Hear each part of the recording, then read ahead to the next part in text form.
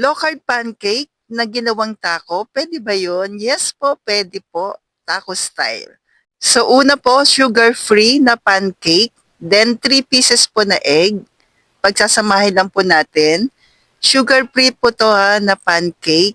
Available po yan sa grindahan. Yung small pouch po yung ginamit ko po.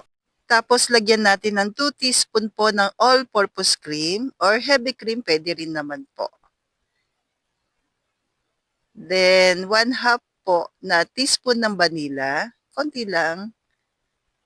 1 teaspoon po apple cider vinegar or coconut cider vinegar po ng grindahan.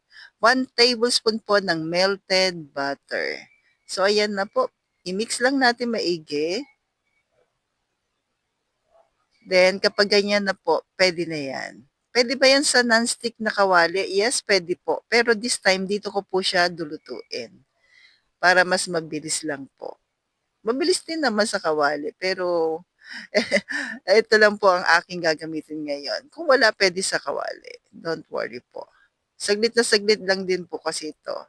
Para mas makita nyo lang po yung paggawa natin ng taco style. Yan. Di ba po, ang bilis lang. Nag-spray lang ako ng coconut oil, then mga 3 tablespoon po. Tapos nagdagdag lang ako ng konti. Kaya pag meron ka po nito, mas maganda, mas okay. Pero kung wala, it's okay lang din po kawali. Then, ito po yung ating strawberry jam. No added sugar. Ako lang din ang gumawa. At yung chocolate syrup, napakasarap. Ako lang din po ang gumawa. At blueberry. So, 3 flavor. Lagay nyo na lang po sa comment section kapag gusto nyo po nung recipe ng mga flavors natin. Na no added sugar, diabetic friendly pa rin po yan. So, palagay na lang po ng yes para gagawin ko po. Then, yan na po yung ating chocolate niblets. Tapos, yung no added sugar na syrup. O, di ba po? May 1 taco ka na chocolate. Ang sarap niyan pambaon din po lalo na ngayon malapit na ang pasukan. Ito yung ating strawberry.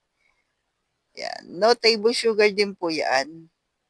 So, pwede yan sa diabetic po. At yung ating panglas, yung blueberry po. Or pwede rin naman ganitong style na lang din po na pancake. Pag samasamahin, di ba po, ang sarap pang breakfast, snacks na low carb. So, stay healthy, stay low carb pa rin po, and God bless sa ating lahat po.